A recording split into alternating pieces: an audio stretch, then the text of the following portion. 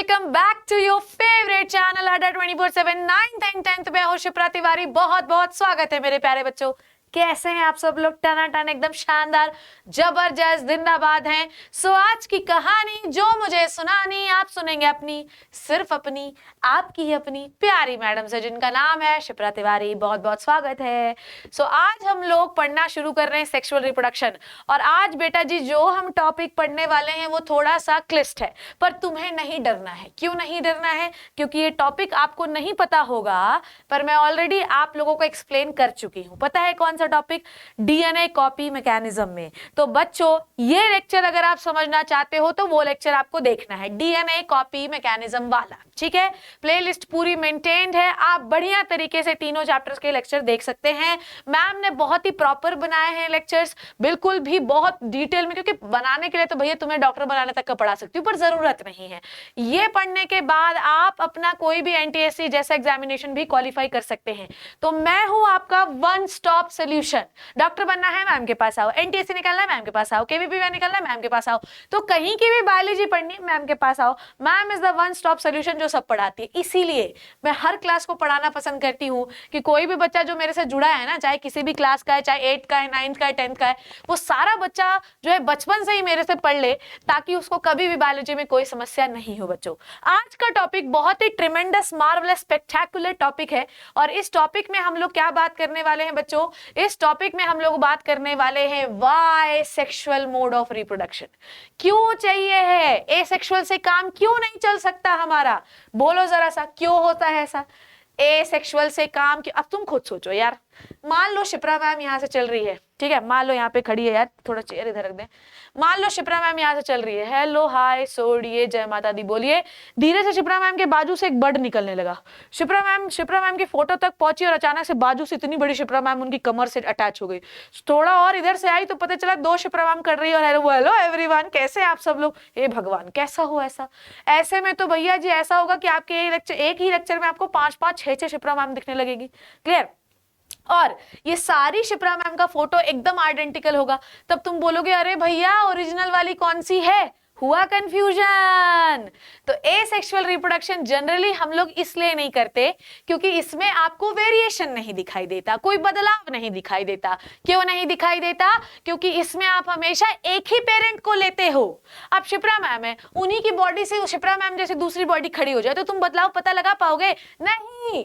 पर ऐसा नहीं होता कि कोई बदलाव नहीं होता, उनके डीएनए में बदलाव होता है, पर वो दिख नहीं रहा है, दिखेगा बहुत समय के बाद। तो आप हमेशा समझो कि एसेक्सुअल रिप्रोडक्शन हमेशा वही ऑर्गेनिज्म करते हैं जो सिंपल होते हैं। ठीक है, बहुत कॉम्प्लेक्स ऑर्गेनिज्म एसेक्सुअल रिप्रोडक्शन नहीं कर सकते। ह्यूमन बीइंग नहीं कर सकता एसेक्सुअल रिप्रोडक्शन। क्लियर है? सेक्सुअल रिप्रोडक्शन हमेशा जरूरत है बदलाव के लिए।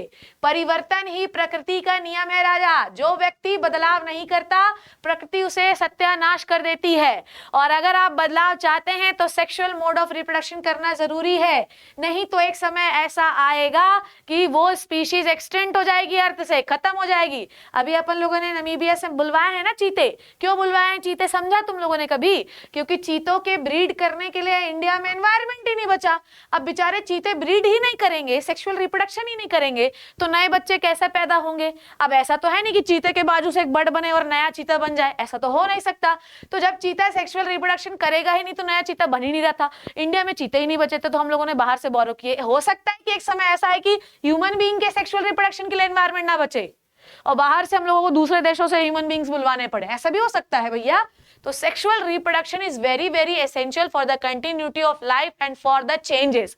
सेक्सुअल रिप्रोडक्शन अगर नहीं करोगे तो न्यू स्पीशीज कभी भी नहीं आएगी। हो मैम, कोविड वायरस में तो नई नई स्पीशीज आती जा रही हैं बिकॉज वो हम मल्टी सेलुलर ऑर्गेनिज्म नहीं है, पहली बात तो ये, और उनका कोई अस्तित्व नहीं है। जो दिखता है वही अस्तित्व है। तुमको पता है क्लास 12th में एक चैप्टर है, तुमको पता है जब हम पॉपुलेशन को काउंट करते हैं तो एसेक्सुअल रिप्रोडक्शन करने वाले यूनिसेलुलर ऑर्गेनिज्म को तो काउंट ही नहीं करते।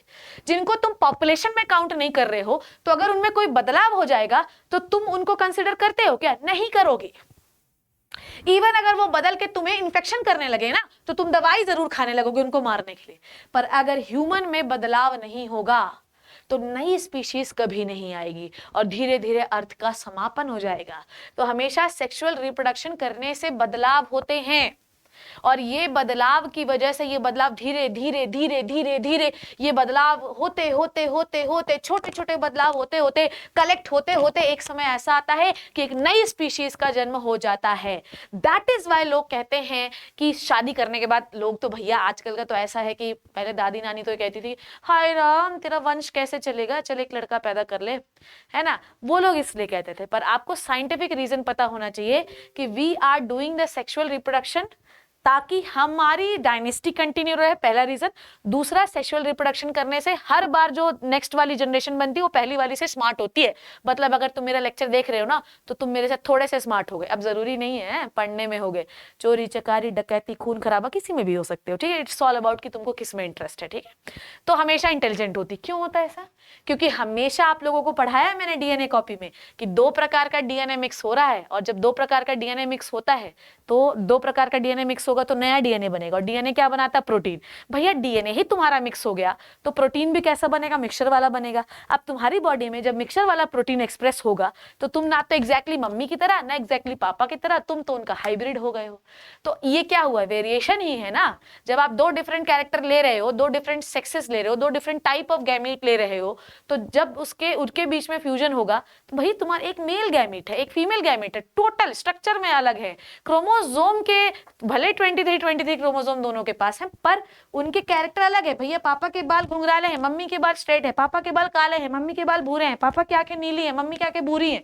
अब ये सब मिक्स होगा तो ये डिपेंड करता है कि कौन सा जीन एक्सप्रेस हो रहा है और कौन से कैरेक्टर आपके अंदर आ रहे हैं। हो सकता है कि आपके बाल, जैसे मम्मी के बाल भूरे हैं, पापा के बाल काले हैं, मम्मी के बाल स्ट्रेट हैं और पापा के बाल कर्ली हैं। हो सकता है कि आपके कर्ली और भूरे बाल बन जाए। तो आपके पास नया कैरेक्टर आया कि नहीं आया? फिर आपकी शादी किसी लड़की से हो गई जिसके काले और स्ट्रेट बाल थे, हो सकता है कि बच्चे के बाल भूरे और स्ट्रेट बन जाए। तो आपको ये समझना बहुत जरूरी है कि जब 2 डिफरेंट टाइप ऑफ गैमीट्स आपस में मिलते हैं तो नेक्स्ट जनरेशन में हमेशा नए कैरेक्टर आते हैं। फिर उसकी शादी किसी और से होती है, फिर उसके बच्चे पैदा होते हैं, फिर और नए कैरेक्टर आते हैं। धीरे धीरे धीरे धीरे ये नए नए कैरेक्टर जो आ रहे हैं ये क्यों हो रहे हैं? क्योंकि जब डीएनए कॉपी होता है तो उसमें क्या होता है लल्ला? में होता है एरर। पढ़ा है हम लोगों ने। एरर की वजह से ये एरर अच्छा है क्योंकि इसी से क्या आता है? वेरिएशन, बदलाव आएगा। नेक्स्ट जनरेशन में थोड़ा बदलाव, उसके बाद और बदलाव, उसके बाद बहुत बदलाव। पता चला 1 करोड़ जनरेशन के बाद इंसान के बाद कुछ और ही बन गया। और ऐसा हो ही रहा है बच्चों। बंदर से इंसान कैसे बना? ऐसे ही हुआ ना, बार बार बंदर बच्चे पैदा करता गया। बंदर बच्चे पैदा, पहले बंदर ऐसा ऐसा चलता था, धीरे धीरे बंदर खड़ा होने लगा, धीरे धीरे बंदर पूरा खड़ा हो गया और धीरे धीरे बंदर क्या हो गया? स्ट्रेट चलने लगा। ये क्या हो रहा है? डीएनए बार बार कॉपी होता है। कॉपी करना इतना एक्यूरेट नहीं होता। हर बार वो इनएक्यूरेसी जो है वो वेरिएशन के फॉर्म में नेक्स्ट जनरेशन में जाती है। वो बिल्कुल ही कुंचुम होती है, छोटू सी, पर वो धीरे धीरे धीरे धीरे इकट्ठा होते होते एक बड़ा रीजन बन जाती है और एक नई स्पीशीज आ जाती है। तो तुम्हें अगर ये लगता है कि शिप्रा मैम रात को सोई और सुबह चुड़ैल बल्कि करके उठी, तो ऐसा नहीं होता है। समझ में आई बात? वेरिएशन एक बहुत ही स्लो प्रोसेस है जो बहुत करोड़ों साल लगते हैं। तुम्हें क्या लगता है आज बंदर बैठे थे, सुबह चिंपैंजी, परसों गोरिल्ला और नरसों इंसान बन गया? नहीं, बहुत टाइम लगा है इस प्रोसेस को, ठीक है।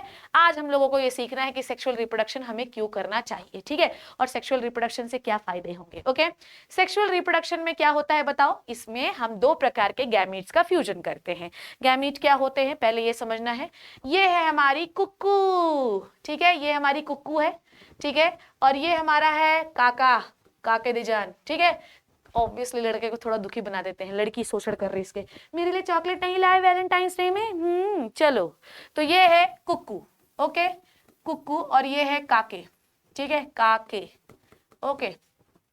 अब काके के पास क्या है बच्चों? टेस्टिस। काके के पास क्या है? टेस्टिस। अब तुम्हें याद नहीं हो क्योंकि तुमको पढ़ने में रुचि क्यों नहीं है मुझे समझ में नहीं आता है, पर एक बात आपको समझना है, ये क्या है आपके, इनके कुक्कू और काके, ये क्या है बच्चों जी? ये है सेक्स ऑर्गन्स। ये क्या है बच्चों? सेक्स ऑर्गन्स, ठीक है। आपकी बॉडी की जितनी भी सेल्स होती हैं वो क्या बनाती हैं? वो बनाती हैं आपकी जितनी बॉडी की सेल है, मेरी उंगली की सेल, मेरी नाखून की सेल, मेरी बाल की सेल, मेरी आंख की सेल, ये सब के पास डिप्लॉइड सेल होती है। सबके पास मतलब जितनी भी बॉडी की हर सेल के पास 46 क्रोमोसोम है, हर सेल के पास। पता है किसमें 46 नहीं होते? ये जो टेस्टिस, स्पर्म, मोशन, ऐसे चला दो यार, इतना इंपॉर्टेंट टॉपिक पढ़ा रहे हैं। टेस्टिस जो स्पर्म बनाता है और ओवरी जो ओवा बनाती है, सिर्फ इनको छोड़कर बॉडी की हर सेल में 46 क्रोमोसोम होते हैं। क्यों होते हैं?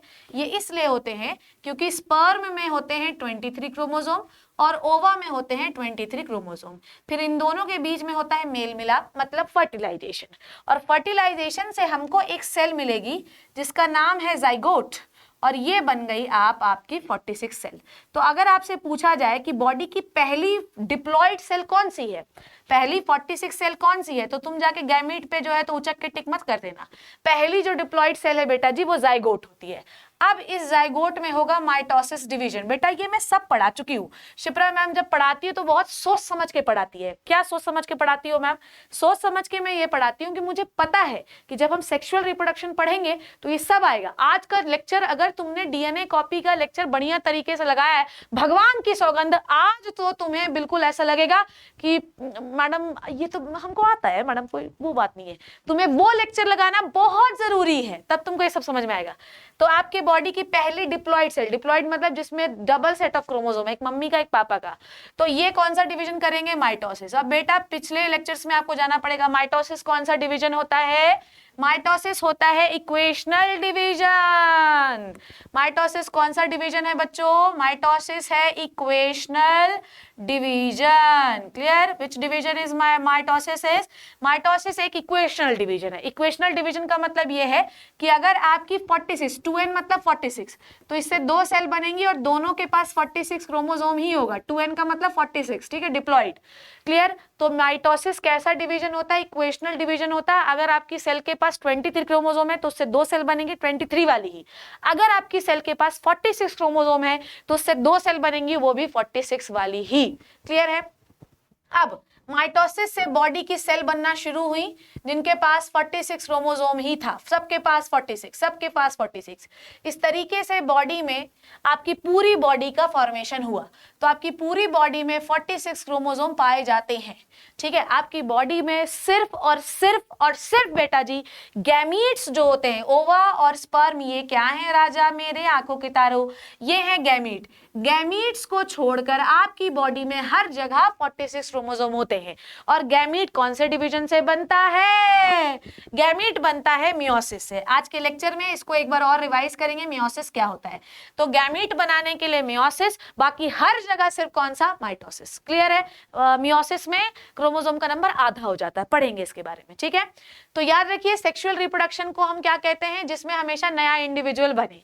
इसमें हमेशा दो गैमीट्स का फ्यूजन होता है जिसमें से दोनों गैमीट एक फीमेल पेरेंट से आते हैं और एक मेल पेरेंट से आते हैं। फिर वो दोनों मिलकर आपस में करके जाइगोट बनाते हैं और ये जाइगोट डिवाइड कर करके एक मैच्योर ऑर्गेनिज्म को डेवलप करवाता है। ठीक है? जब हम गैमीट का फ्यूजन कर रहे हैं राजा बेटा, तो इको क्या कहते हैं? इसको कहते हैं फर्टिलाइजेशन।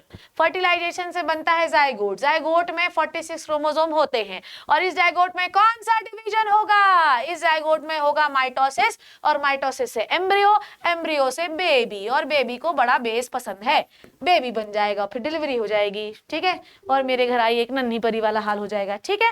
तो आपको याद रखना है कि फ्यूजन ऑफ गैमीट से जो पहली सेल बनती है वो है जाइगोट, और जाइगोट कैसा होता है? डिप्लॉयड। ठीक है? ये याद रखना है, सिंगल सेल जिसके पास 46 क्रोमोसोम है। नाउ आगे बढ़ते हैं। कभी कभी ऐसा होता है, कभी कभी नहीं, हमेशा होता है। तुम बताओ, ह्यूमन बीइंग में लड़का और लड़की अलग अलग होते हैं कि नहीं होते? बिल्कुल होते हैं मैम। ह्यूमन बीइंग में लड़का और लड़की बिल्कुल अलग होते हैं। तो ह्यूमन बीइंग में सेक्सेस सेपरेट होते हैं। ये वाला जो साइन होता है ये फीमेल्स के लिए होता है, और ये वाला जो साइन होता है ये मेल्स के लिए होता है। ठीक है? तो ह्यूमन बीइंग्स में सेक्सेस जो होते हैं सेपरेट होते हैं। अब आपको मेल में क्या पाया जाता है लल्ला? टेस्टिस। टेस्टिस क्या बनाता है बेटा? स्पर्म। पढ़ लिए हम लोगों ने स्टार्टिंग में ही, खत्म, बिल्कुल झकास। तो ह्यूमन बीइंग में सेक्सेस जो होते हैं सेपरेट होते हैं। ठीक है? और वो दो प्रकार के गैमीट बनाते हैं। ठीक है? अब ध्यान से सुनो, गैमीट किससे बनता है बेटा? मियोसिस से। ये शब्द जो है क्या आपको पता है कैसे होता है? गैमीट हमेशा बनते हैं मियोसिस से। शुरू करते हैं यहां पर हम लोग। देखो फिर से मैं वही कहानी शुरू कर रही हूं जो मैंने ऑलरेडी पढ़ा रखी है, इसलिए आपको डीएनए कॉपी मैकेनिज्म का लेक्चर लगाना ही पड़ेगा। चलो आ जाओ बच्चों, now listen to me very carefully. Okay?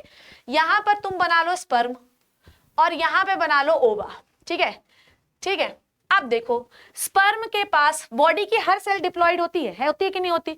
तो पहले अपन लोग एक डिप्लॉइड सेल ले लेते हैं, ई का नाम कहाँ रख देते हैं? Sperm mother cell, sperm mother cell, ठीक है। इसका नाम बेटा जी हम लोगों ने क्या रख दिया? स्पर्म मदर सेल, ठीक है। अब देखो, स्पर्म मदर सेल में सबसे पहले, ध्यान से सुनना, बिल्कुल बिल्कुल कान खोल के, स्पर्म मदर सेल में सबसे पहले, स्पर्म मदर सेल में आप सबसे पहले एक डिवीजन करिए जिसका नाम है मियोसिस 1, ठीक है। मियोसिस 1 क्या है, क्यों है, फलाना ढिमाका, इसको जानने की जरूरत नहीं है, ठीक है। सबसे पहले आप मियोसिस 1 करिए। मियोसिस 1 के बारे में आपकी प्यारी मैम ने आपको कहा पढ़ाई है कि मियोसिस 1 एक रिडक्शनल डिवीजन है, ठीक है। मतलब ये जो भूषण है इसके 2 टुकड़े कर दिया, उसको आधा आधा कर दिया है मैंने, ठीक है। तो अब मेरे पास एक्चुअली कोई रहता नहीं, वही रहता है सामने, तो वही पूरी दुनिया का मेरा एग्जाम्पल है, ठीक है। तो मियोसिस क्या है? मियोसिस एक रिडक्शनल डिवीजन है। रिडक्शनल डिवीजन का मतलब क्या होता है बच्चों? रिडक्शनल डिवीजन का मतलब होता है क्रोमोसोम का नंबर हाफ हो जाता है, क्रोमोसोम का नंबर हाफ हो जाता है, ठीक है।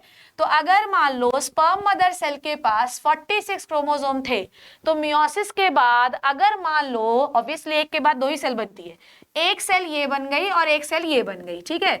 तो इसके पास कितने क्रोमोसोम? 23, और इसके पास भी कितने क्रोमोसोम? 23। और ये सेल कैसी है? मदर सेल कैसी है? डिप्लॉइड है। इन्हें बोला मुझे बच्चे बनाने हैं, ये मम्मी है तो मम्मी बोलेगी मुझे बच्चे पैदा करने हैं, बच्चे पैदा करने का ये प्रोसीजर है, ठीक है, मजाक कर रही हूँ, ठीक। अब मियोसिस 1 हो गया, फर्स्ट स्टेप हो गया जिसमें हमने क्रोमोसोम का नंबर आधा कर लिया। ये वाली जो सेल है बच्चों, ये है हैप्लॉइड सेल्स। ये क्या है बच्चों? These are the haploid cells, टन टन टन टन, ठीक। अब देखो, अब इसमें होगा दोबारा डिवीजन, ठीक है। इन दोनों सेल्स में होगा दोबारा डिवीजन। देखो ध्यान से समझते जाना तो सब समझ में आएगा, एकदम मक्खन हो जाएगा। अब हम दूसरा डिवीजन कर रहे हैं बच्चों, और इस दूसरे डिवीजन का नाम है मियोसिस 2। अब हम दूसरा डिवीजन कर रहे हैं मियोसिस 2। मियोसिस 2 स्टेप्स में होता है। स्टेप नंबर 1 में हम मियोसिस 1 करते हैं और स्टेप नंबर 2 में हम करते हैं मियोसिस 2। स्टेप नंबर 2 में हमको क्या करना है बच्चों? मियोसिस 2। ये मियोसिस हमेशा 2 ही स्टेज में होता है, ठीक है। आ जाओ, मतलब ये वो है, पहले बूंदी बना लो फिर लड्डू बना लो, ठीक। चलो अब देखो नेक्स्ट बच्चों, मियोसिस 2 जो होता है ये एक प्रकार का, मियोसिस 1 रिडक्शनल डिवीजन है और मियोसिस 2 इक्वेशनल डिवीजन है। इक्वेशनल समझते हो? इक्वेशनल डिवीजन का मतलब जैसे माइटोसिस था ना, कि अगर आपकी सेल के पास 46 क्रोमोसोम है तो जो 2 सेल बनेंगे उनके पास भी 46 होगा। अगर आपकी सेल के पास 23 क्रोमोसोम है तो 2 सेल जो बनेंगी वो भी 23 वाली होंगी। तो जैसे वो इक्वेशनल डिवीजन था वैसे मियोसिस 2 भी जैसे माइटोसिस जैसा ही है। तो अगर मान लो इस सेल के पास 23 क्रोमोसोम थे, तो मियोसिस 2 के बाद जो इनके, M2 लिख दे रही हूं मैं, मियोसिस 2 के बाद जो इनके पास सेल बनेंगी उन दोनों सेल्स के पास क्या होगा? 23 क्रोमोसोम। वैसे इस सेल में भी जब आप माइटोसिस 2 करोगे तो इससे भी जो 2 सेल बनेंगी इनके पास भी क्या होगा? 23 क्रोमोसोम। और ये चारों सेल पता है किस में डेवलप हो जाएंगी? स्पर्म में। ये चारों सेल डेवलप हो जाएंगी स्पर्म में। तो जब मेरे से बच्चे ये पूछते हैं कि मैडम एक डिप्लॉइड सेल से, चलो आप ये बोलती हो कि क्रोमोसोम में मतलब मियोसिस में क्रोमोसोम का नंबर आधा हो जाता है, ठीक है, चलो। तो हम ये बोलते हैं मैडम आप, जैसे हर बच्चा ये समझता है बेटा, हर बच्चे को इसमें कंफ्यूजन है, तो आज कंफ्यूजन आई होप कि क्लियर हो गया होगा। मैडम मान लीजिए कि किसी सेल में 46 क्रोमोसोम है, आप बोलती हो कि मियोसिस करने के बाद 23 हो गया, ठीक है। तो एक स्पर्म मदर सेल से 2 ही स्पर्म बनने चाहिए थे ना, पर मैम आप तो बोल रही हो कि 4 बन रहे हैं। अब आपको समझ में आया कि 4 क्यों बनते हैं? क्योंकि एक पहली स्पर्म मदर सेल में मियोसिस 1 करो तो 2 सेल बनेंगी आधी आधी वाली, फिर इस आधी वाली सेल में मियोसिस 2 करो 2 बनाओ, और फिर इस आधी वाली सेल में मियोसिस 2 करो और 2 बनाओ। तो इस सेल से 2 बने, इस सेल से 2 बने, और आपकी हम ये बोलते हैं कि इस मियोसिस में एक सेल से 4 सेल बनती हैं। कंफ्यूजन तो नहीं होना चाहिए। मियोसिस 1 में पहले 2 बना लो, फिर मियोसिस 2 में उन दोनों से 4 बना लो, 1 से 2 1 से 2। क्लियर है? मियोसिस 1 में हमेशा क्रोमोसोम का नंबर क्या होता है बच्चों? रिड्यूस होता है, और मियोसिस 2 में कोई रिड्यूस नहीं होता, सेम टू सेम वैसे ही बना रहता है। तो अब मेरे ख्याल से आप ये समझ गए कि हम एक स्पर्म मदर सेल से 4 स्पर्म कैसे बनाते हैं। एक ये हो गया, ठीक है। हम ये समझ गए बच्चों कि एक स्पर्म मदर सेल से हम 4 स्पर्म कैसे बनाते हैं, ठीक है। अब आ जाओ ओवा की बारी है, सेम टू सेम ओवा भी चलने दो। आओ भैया जी, चलो ये बनाया बच्चों हमने ova mother cell, same to same पूरा वही चलेगा, बस अब आपको यहाँ थोड़ा दिमाग लगाना है। ये बनाया ओवा मदर सेल। तुम एक बात बताओ यार, घर पे तुम्हें खाना कौन खिलाता है? मम्मी खिलाती है। आप माँ अपने बच्चे को पेट में कौन पालता है? मम्मी पालती है। तो मम्मी को ज्यादा न्यूट्रिशन की जरूरत है या नहीं है? बस ये कंसेप्ट याद रखो। जब भी हम खाना कौन, भाई माँ अपने बच्चे को पेट में रखती है, तो न्यूट्रिशन किसको ज्यादा चाहिए? भैया जी माता जी को चाहिए है। बस ये याद रखो, अभी सब समझ में आएगा। सेम इसमें अप्लाई करिए। मियोसिस 1, मियोसिस 1 से क्या हो जाएगा मैम? आधा ये एक सेल ये और एक सेल ये, ठीक है? बोलो बोलो बोलो बोलो, क्लियर है? पर यहां पर अब आपकी मैम थोड़ा सा चेंज करेगी। जब यहां पर डिवीजन होगा, ध्यान से समझिए, जब यहां पर डिवीजन होगा बच्चों, तो एक सेल जिसके पास 23 क्रोमोसोम है वो बहुत बड़ी हो जाएगी और दूसरी सेल एकदम छोटू से हो जाएगी, क्योंकि ये वाली सेल ने सारा न्यूट्रिशन खींच लिया। सेल डिवीजन में सबको बराबर बराबर मिलना चाहिए था, पर क्रोमोसोम तो बराबर मिल गए, पर सारा न्यूट्रिशन इसने ले लिया, ठीक है?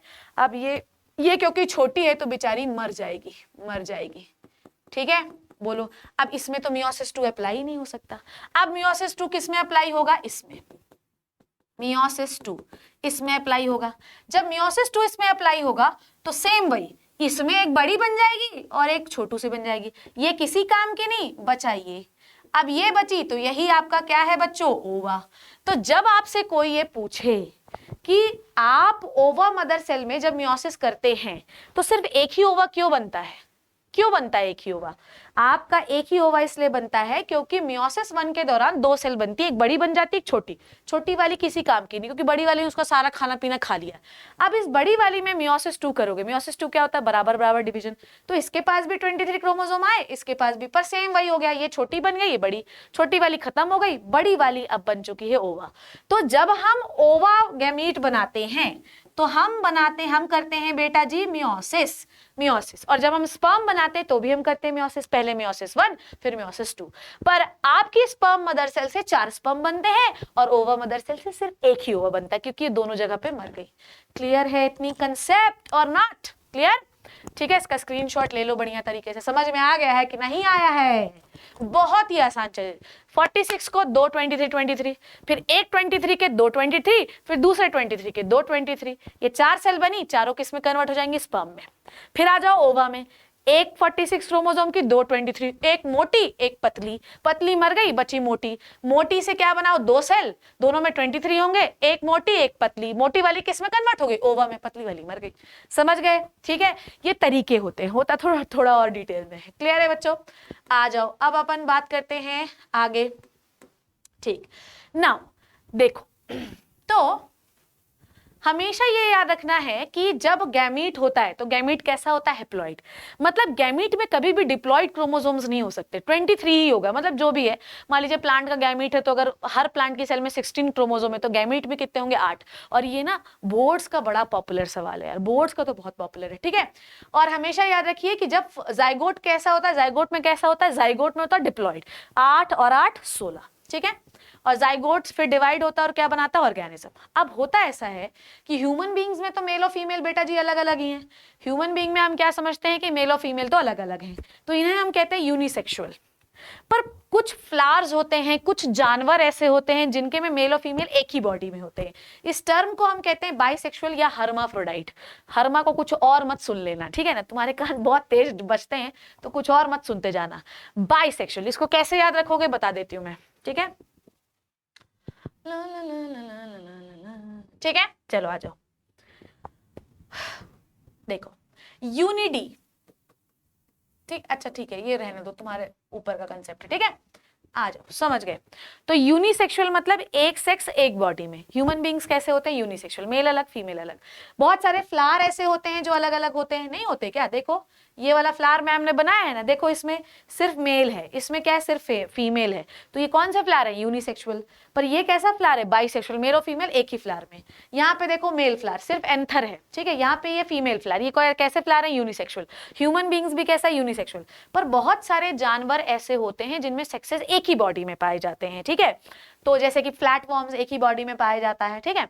ऐसे बहुत सारे फ्लावर्स भी, तो इनको हम क्या कहते हैं? बाइसेक्सुअल या हर्माफ्रोडाइट। बोलो मेरे साथ, बोलो मेरे साथ, क्या कहते हैं हम लोग? हर्माफ्रोडाइट। क्लियर है? उसके बाद एनिमल जो होते हैं उनमें होते हैं गोनैड्स, ठीक है। गोनैड्स मतलब क्या बच्चों? गोनैड्स मतलब ऐसा जो बनाए गैमीट्स, ठीक है। तो मेल्स के पास क्या है? टेस्टिस, और फीमेल के पास क्या है बेटा जी? ओवरी, ठीक है। ओके, ये क्या होते हैं? प्राइमरी सेक्स ऑर्गन, जो क्या बनाते हैं? Haploid gamete. गैमीट हमेशा कैसा होता है? हैप्लॉइड, अभी पढ़ा आप लोगों ने कैसे बनता है? मियोटिक डिवीजन से। मियोटिक मतलब मियोसिस।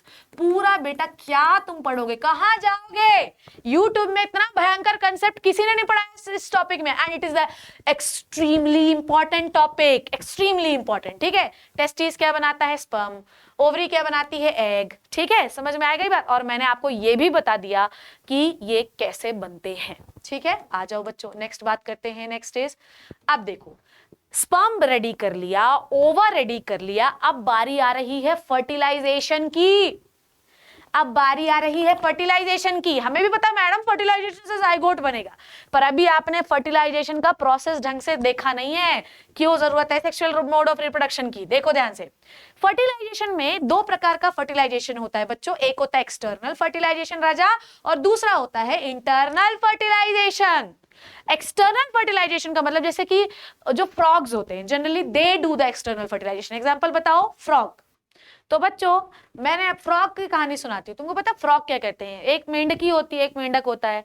तो जो मेंढकी के ऊपर मेंढक ऐसे करके वो ऊपर पीछे से उसके ऐसा करता है, जैसे ही टच मिलता है मेंढकी को मेंढक का, जो मेंढकी होती है वो सारा अपना ओवा पानी में निकाल देती है और मेंढक अपना स्पर्म निकाल देता है, और दोनों का फर्टिलाइजेशन पानी में होता है।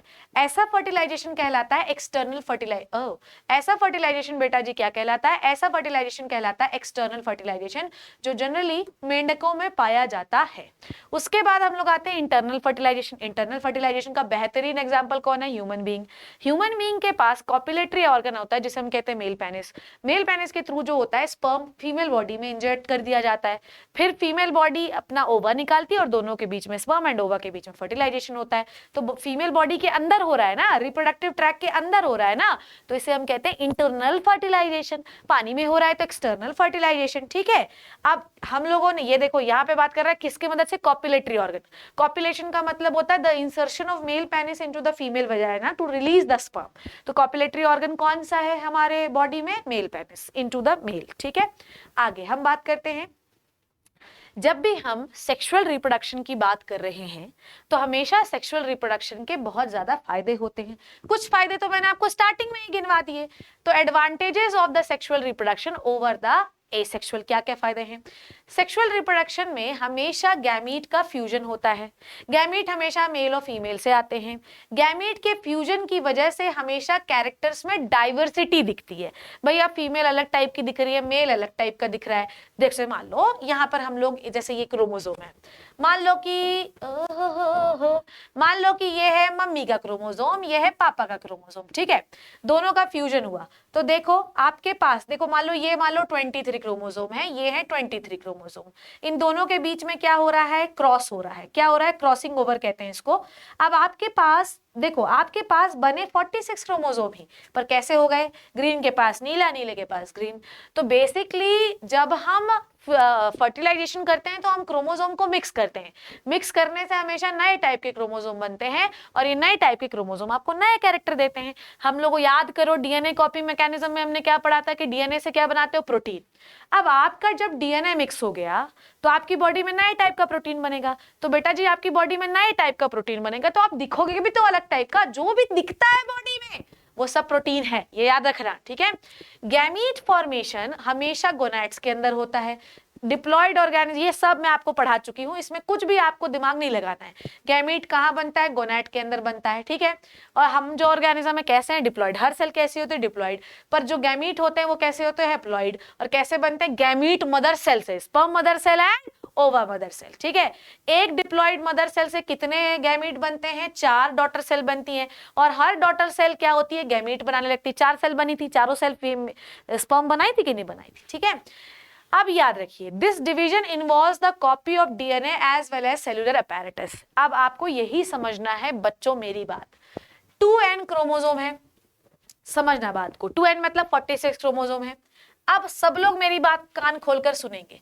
मान लो ये एक सेल है, 23 क्रोमोसोम मान लो ये है और 23 क्रोमोसोम ये है। ठीक है, ध्यान से समझना, गैमीट बनवा रही हूं मैं तुम लोगों से।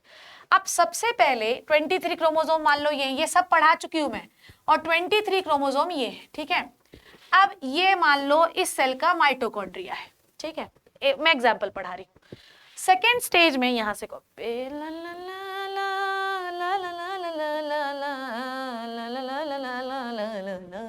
कौन सा गाना गा रही हूँ, चलो भैया आओ, ओके।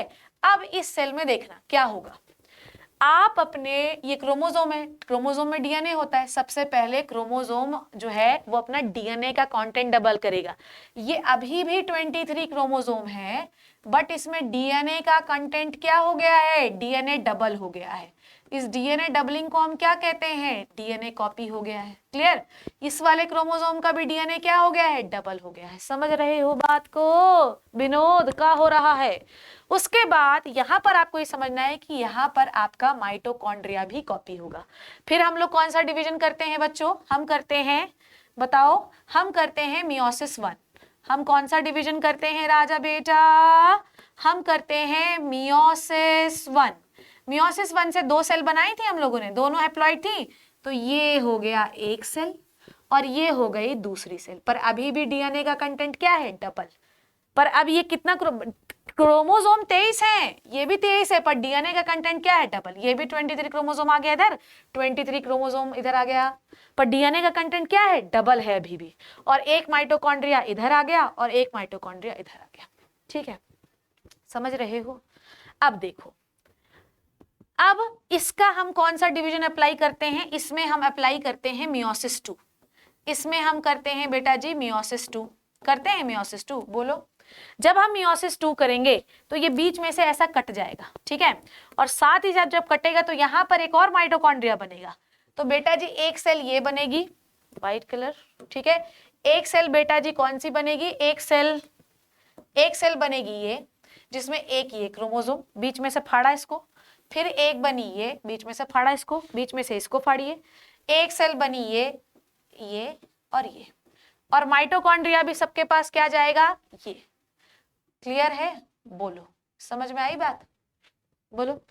अब इसके पास कितना क्रोमोसोम है भाई, 23। इसके पास कितना हो गया, 23। इसके पास भी कितना हो गया, 23।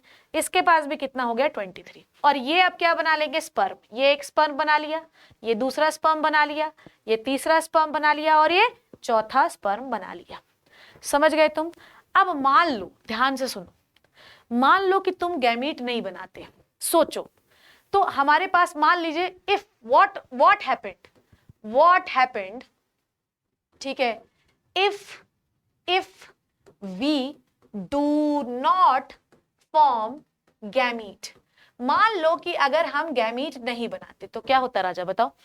तो होता ये कि यहां पर भी 40, ये 23 है, 23 है, ये हो गया मेल का गैमीट, ठीक है। तो मेल के पास कितने हो गए, 46 क्रोमोसोम मेल गैमीट के पास, और फीमेल के पास भी कितने होते, 46 क्रोमोसोम। हो जाते कि नहीं हो जाते, बोलो बोलो बोलो, हो जाते। और ये हो गया बेटा जी इसका cellular apparatus, mitochondria, Golgi body, दुनियादारी। हो जाता कि नहीं हो जाता। अब 46 ये हो गई फीमेल। अब इनके बीच में अगर आप फर्टिलाइजेशन करते, ये भी हो गया 46, इनके बीच में आप फर्टिलाइजेशन करते तो आपके जो क्रोमोसोम होते वो ये होते, बोलो। एंड 46 कितना होता है, 92 क्रोमोसोम होते हैं क्या किसी सेल में, और सेल्यूलर अपैरेटस की तो भरमार हो जाती। लो, तो ये सेल क्या सरवाइव कर सकती थी, ये सेल मर जाती नहीं। तो आपकी बॉडी में डिजाइन को मेंटेन करने के लिए मियोसिस भगवान ने तथास्तु दिया है। ले बेटा मियोसिस ले।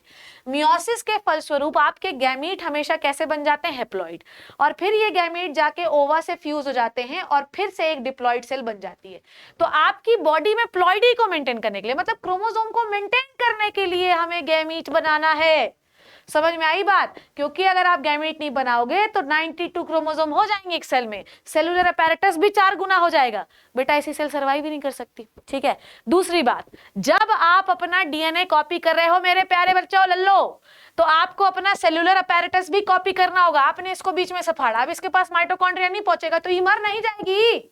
और यहां पर इसको बीच में से फाड़ा तो एक इधर 23 इधर 23, तो आपको माइटोकॉन्ड्रिया भी डिवाइड करना पड़ेगा, नहीं तो ये वाली मर नहीं जाएगी।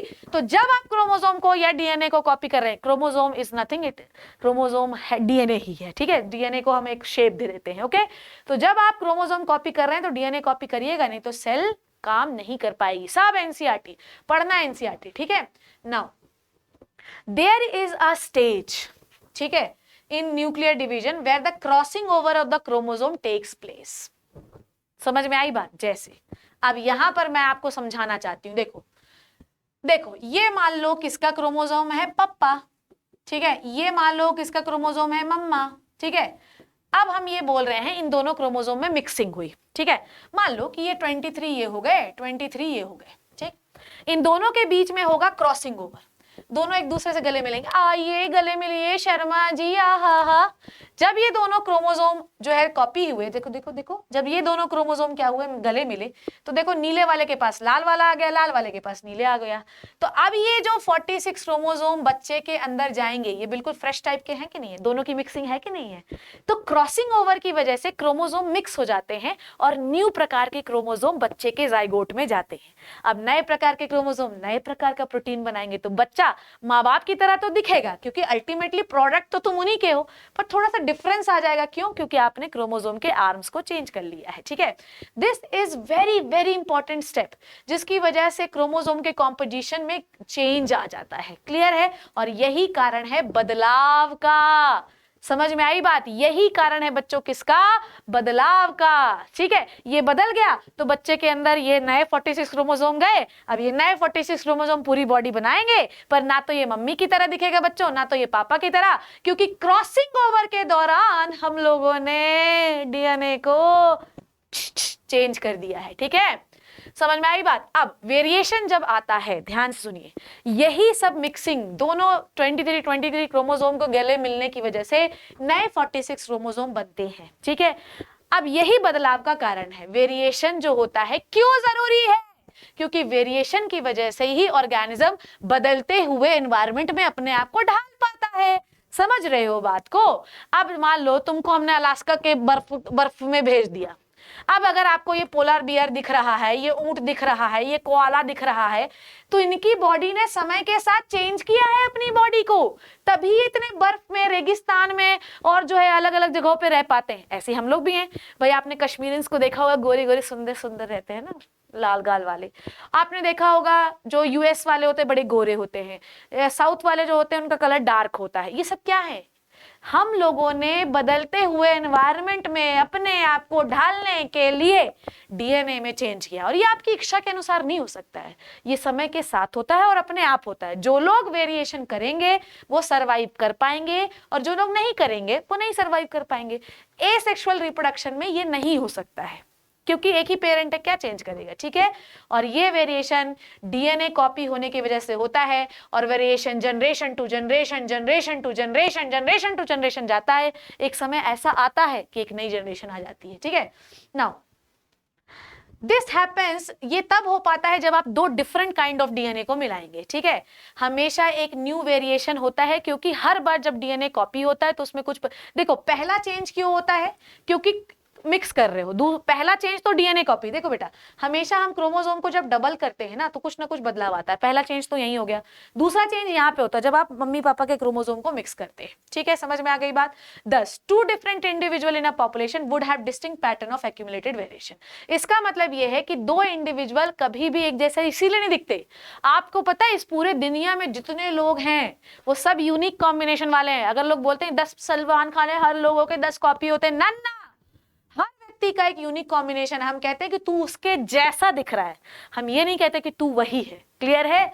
समझ में आ गई बात? ठीक। और सेक्सुअल रिप्रोडक्शन से हमें नए नए कॉम्बिनेशन के वेरिएंट्स, मतलब ऑर्गेनिज्म दिखाई देते हैं।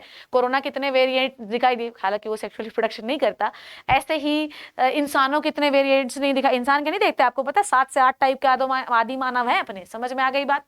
नाउ हम ये समझ गए कि सेक्सुअल रिप्रोडक्शन जो होता है इसमें डीएनए की कॉपीज जो होती हैं वो होता है। डीएनए का कंटेंट डबल होने के दौरान कुछ चेंजेस आते हैं। दूसरा चेंज कब आता है? जब मिक्सिंग करते हैं, ठीक है। ओके, अगर कोई मियोसिस नहीं होती तो बताया था 92 क्रोमोसोम हो जाते, और 92 क्रोमोसोम हो जाते तो क्या ये सेल सरवाइव कर पाती? नहीं कर पाती। ठीक है, if this process continue for few generation, ठीक है, अ सिचुएशन विल अराइज, ठीक है। हाँ, तो मैंने आपको बताया कि आप हो सकता है कि 92 हो सकता है एक आध जनरेशन सेल डिवीजन भी हो जाए, पर ऐसी सेल सरवाइव नहीं कर सकती। क्लियर है? तो इसलिए भगवान ने हमको बोला तथास्तु, पहले तुम गैमीट बनाओ फिर फ्यूजन करना, ताकि हर सेल का नंबर कितना मेंटेन रहे? 46। और गैमीट किससे बनता है? मियोसिस से। कैसा डिवीजन है वो? रिडक्शनल डिवीजन बच्चों। क्लियर है? सो बच्चों, मैंने तुम्हें कंप्लीट कराया। और सुनो, जब डीएनए को कॉपी करना तो साथ में सेल ऑर्गेनल भी करना, नहीं तो जो नई सेल बनेगी वो मर जाएगी। पता चला भूख, मुझे तो खाना ही नहीं दिया, क्रोमोसोम तो दे दिया, मैं खाना कैसे खाऊं? तो खाना खाने के लिए माइटोकॉन्ड्रिया देना। अब बाबा जी की बूटी खा लें थोड़ी सी, आओ एनसीईआरटी बूटी आदत डलवा रही हूं तुम्हें। ठीक है, चलो देखो, creation of 2 new cell from one involves copying of DNA, ठीक है, as well as cellular apparatus. जब भी हमें नई सेल बनानी है तो हमें डीएनए को कॉपी करना है, साथ में साथ सेलुलर अपैरेटस भी करना है। डीएनए कॉपी हम लोग जो है ऑलरेडी पढ़ चुके हैं, और कभी भी डीएनए कॉपी एक्यूरेट नहीं होता।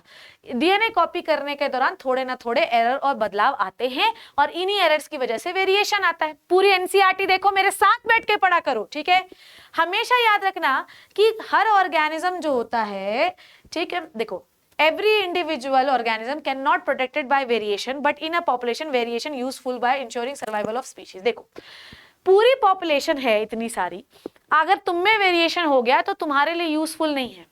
वेरिएशन हमेशा एक पॉपुलेशन के लिए यूजफुल होता है, क्योंकि पॉपुलेशन जब सरवाइव करेगी तभी तुम्हारे सरवाइव करने का मतलब है। तुम्हारे अंदर वेरिएशन हो गया, तुम बच गए, बाकी सब मर गए, तो तुम रिप्रोडक्शन किससे करोगे? तो पॉपुलेशन के लिए वेरिएशन इंपॉर्टेंट है, सिंगल इंडिविजुअल के लिए वेरिएशन कोई इंपॉर्टेंस नहीं है। और ये क्वेश्चन भी आपके, it would therefore make sense if organism came up with reproductive mode that allowed more and more variation to be generated. एक सिंगल इंडिविजुअल में वेरिएशन हो भी जाए बेटा, तो उसको पॉपुलेशन बनाने में बहुत समय लगेगा कि नहीं लगेगा? इसलिए वेरिएशन इंडिविजुअल के लिए बेनिफिट नहीं है, वेरिएशन हमेशा एक पॉपुलेशन में होना चाहिए। ठीक है, हम फिर कहां पे आ गए? सेम हो गया, सेम हो गया, सेम। ठीक है, चलो, if okay, while DNA copy mechanism are not absolutely accurate, they precise enough to make generation of variation and fairly slow process। DNA copy एक बहुत ही स्लो प्रोसेस, मतलब DNA copy तो फास्ट है पर उसमें वेरिएशन एक बहुत ही स्लो प्रोसेस है। ठीक है, अब हमेशा डीएनए जो होता है, जब डीएनए कॉपी होती है तो सेलुलर अपैरेटस कॉपी होना चाहिए, पर अगर सेलुलर अपैरेटस कॉपी नहीं हुआ तो ऐसी सेल मर जाती है। ठीक है, अब ये याद रखना है कि new variation is made in a DNA copy that already had variants accumulated from the previous generation। अब आपको यही मैं समझाती हूँ। मान लीजिए मेरे बच्चे हुए, लड़का हो या लड़की, मान लीजिए बच्चे हुए मेरे, ठीक है, मेरे बच्चों के अंदर मेरे कैरेक्टर गए, अब थोड़े बदले हुए गए कि नहीं गए? अब उनका बदला हुआ कैरेक्टर उनके बच्चों में जाएगा तो थोड़ा और बदल गया कि नहीं बदल गया? यही ये बता रहा है कि जब नेक्स्ट जनरेशन में वेरिएशन जाता है तो वो थोड़ा कम होता है, फिर नेक्स्ट जनरेशन में जाता है तो और ज्यादा होता है, धीरे धीरे ये इतना बड़ा हो जाता है कि नई स्पीशीज आ जाती है। बताओ, समझ में आई बात? 10 two different individual in a population would have quite different patterns of accumulated variation. इसका मतलब ये है कि एक ही पॉपुलेशन के दो डिफरेंट इंडिविजुअल वेरिएशन की वजह से ही तो अलग अलग दिखाई दे रहे हैं, क्योंकि मेरे में मेरे मम्मी पापा का डीएनए, तुम्हारे में तुम्हारे मम्मी पापा का डीएनए। ठीक है, since all of these variation are in living individual, it is ensured that do not have really bad effect। Variation का जो इफेक्ट होता है वो हमेशा आपके लिए अच्छे के लिए होता है। ठीक है, वेरिएशन जब हम दो इंडिविजुअल का कंबाइन करते हैं तो एक न्यू कॉम्बिनेशन का वेरिएशन हमेशा बनता है। मम्मी और पापा को मिलाओगे, वेरिएंट है ना, दो वेरिएंट अलग अलग टाइप के लोग हैं तो नया वेरिएंट बनेगा। Each combination would be novel, ये आपको याद रखना है, कोई भी कॉम्बिनेशन किसी से मैच नहीं करता है, एकदम नोवेल है। Since it would be involve two different individual, क्यों? क्योंकि हमेशा दो डिफरेंट इंडिविजुअल इन्वॉल्व होते हैं। Sexual mode of reproduction incorporate such process of combining DNA from two different individual. Sexual reproduction में हमने यही देखा कि दो डिफरेंट इंडिविजुअल को आप कॉपी कर रहे हैं, पर ये एक मेजर डिफिकल्टी क्रिएट कर सकता है। कैसे? जब आप डीएनए को कॉपी करते हैं तो जब हम उसका जाइगोट बनाएंगे तो डीएनए का कंटेंट क्या हो जाएगा? डबल। मतलब हमको ये पता है कि जब हमें सेल डिवाइड करनी है तो डीएनए को कॉपी करना है। पर आप सोचो, तुम जब आपने डीएनए कॉपी कर लिया, स्पर्म में डीएनए कॉपी कर लिया, उसमें भी कॉपी कर लिया, तो भाई डीएनए का कंटेंट क्या हो गया? डीएनए का कंटेंट डबल हुआ कि नहीं हुआ? ऐसे चक्कर में भैया 92 क्रोमोसोम हो जाएंगे। अरे ये क्या हो गया? ठीक है, और इस तरीके की जनरेशन क्या हो सकती है? नहीं हो सकती है। ठीक है, अब देखो, इसीलिए भगवान ने बोला वन स्टॉप सोल्यूशन ये है कि भैया तुम गैमीट बना लो। गैमीट बनाने से क्या, ये सब वही गैमीट वाला है। गैमीट में क्या होता है? हाफ नंबर ऑफ क्रोमोसोम हो जाता है। हाफ नंबर ऑफ क्रोमोसोम होगा तो जब दो हाफ नंबर क्रोमोसोम वाली सेल मिलेंगी तो एक डिप्लॉइड सेल बन जाएगी, और वही डिप्लॉइड सेल बार बार डिवाइड करके आपकी बॉडी की हर सेल बना देगी जो डिप्लॉइड ही होगी। तो आप इसको ये समझना बहुत जरूरी है कि ये जो जाइगोट है ये 2n है, मतलब 46 क्रोमोसोम है, और आपकी बॉडी में हर 46 सेल इसीलिए बनती है क्योंकि जाइगोट 46 है।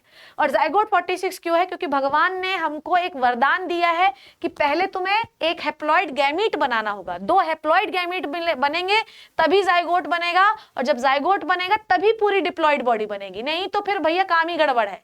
पता चला तुमने उधर के स्पर्म के भी 46 क्रोमोसोम ले लिए, ओवा के भी ले लिए, 92 क्रोमोसोम का जाइगोट बन गया। ह्यूमन बॉडी में 92 क्रोमोसोम है ही नहीं किसी सेल में। ठीक है, इफ जाइगोट ग्रो, ये क्या बनाता है? एक ऑर्गेनिज्म बनाता है, उसमें टिश्यू और एंड ऑर्गन्स बनते हैं। ठीक है, हमेशा ये याद रखना है। और भैया इन सब के लिए हमको एनर्जी चाहिए। ठीक है, in very simple organism it is seen that 2 germ cells are not very different from other or maybe even similar। ठीक है, जो छोटे ऑर्गेनिज्म, सिंपल ऑर्गेनिज्म होते हैं उनके में गैमेट सिमिलर होते हैं। इस कंडीशन को कहता है आइसोगैमस, बड़ी ऊपर की बात है। ठीक है, बट जैसे जैसे बॉडी कॉम्प्लेक्स होती जाती है आपके जर्म सेल भी अलग अलग हो जाते हैं। स्पर्म ताक धीरा दिन हाय हाय उलाला करता घूमता है, ओवा शांत रहती, मोटी सी बैठी रहती है। ठीक, अब ये मैंने आपको बताया कि एक जर्म सेल आपकी बड़ी है जो खाना मोटी सी बैठी है। ठीक है, दूसरा जर्म सेल आपका चल फिर सकता है। हाँ, आ रहा हूं जाने मन, तू बैठ वहीं खाना पीना खा, मैं आ रहा हूं। ठीक है, ठीक है, कन्वीनियंटली, ठीक है, conventionally. Okay, the motile germ cell को हम मेल गैमेट स्पर्म कहते हैं और फीमेल गैमेट को ओवा कहते हैं। ठीक है, अब आगे वाले सेक्शन में मैम आपको पढ़ाएगी कि क्या काम होता है। बेटा आज का सेशन YouTube का one of the best session होता है, क्योंकि जनरली लोग बहुत ही कम समय पे इतना भयंकर एक्सप्लेन नहीं कर सकते हैं। और ये चीज मैंने आपको पहले ही समझा दी थी, इसलिए मैं बड़ी रिलैक्स थी आज। नेक्स्ट क्लास में मैं आपको sexual reproduction in flowering plants के बारे में पढ़ाऊंगी। मेरी पढ़ाने के तरीके में चीजें कंप्रेस होती हैं और परफेक्ट होती हैं। ठीक है, push yourself because no one is going to do it for you. Bhushan को एक ही थॉट आता है और बार बार वो यही थॉट लगा देता है। आई डोंट नो व्हाई, उसको यही आता है क्योंकि उसको लगता है कि धक्का मारो नहीं तो तुम्हारे लिए कोई और धक्का नहीं मारेगा। इसको बस एक ही थॉट पसंद है। खैर, ये बात है भी तो बिल्कुल सही। मैं तुम्हें कितना भी पढ़ा दूं, इससे कोई फायदा कभी नहीं होगा। तुम्हें खुद को पढ़ना पड़ेगा बेटा। जीवन में सक्सेसफुल जब आप हो जाते हो तो जीवन में आप स्ट्रगल बताते हो कि हमने जीवन में क्या किया। हाँ, स्ट्रगल के हम सब आपके साक्षी और सपोर्टर दोनों हैं, पर वो स्ट्रगल आपको अकेले ही तय करना है। हम पीछे से एक आपको सपोर्ट कर सकते हैं, पर एक्चुअली मेहनत आपको ही करनी है। आज हमने सीखा कि सेक्सुअल मोड ऑफ रिप्रोडक्शन क्यों जरूरी है। सीधी एक लाइन में समराइज करूं कि आपकी बॉडी में नोबल कॉम्बिनेशन कभी बन ही नहीं पाते अगर सेक्सुअल रिप्रोडक्शन नहीं होता। बदलाव कभी आता नहीं, न्यू स्पीशीज कभी होती ही नहीं अगर सेक्सुअल रिप्रोडक्शन नहीं होता। सो ये हुआ सेक्सुअल मोड ऑफ रिप्रोडक्शन क्यों जरूरी है। नेक्स्ट क्लास में मैम का धुरंधर लेक्चर आएगा, तड़तड़ाता भड़बड़ाता। कौन सा?